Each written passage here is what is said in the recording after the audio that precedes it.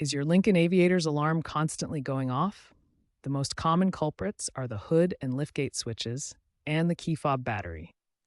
Start by inspecting the hood and liftgate switches for dirt, corrosion, or misalignment. Clean them thoroughly and ensure they are properly aligned.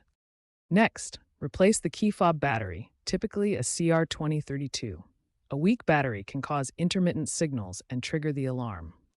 These simple checks often resolve the issue without needing professional help. If problems persist, proceed to the next section. If cleaning the switches and replacing the fob battery doesn't solve the problem, there may be a deeper issue. Check for software updates through Ford's Sync system, as these updates often recalibrate alarm sensors and reduce false triggers.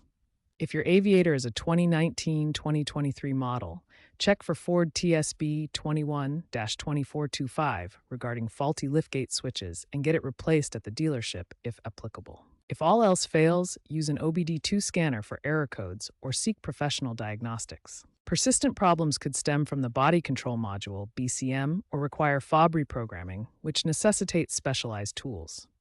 Remember, DIY fixes save money, but professional intervention is essential for complex issues.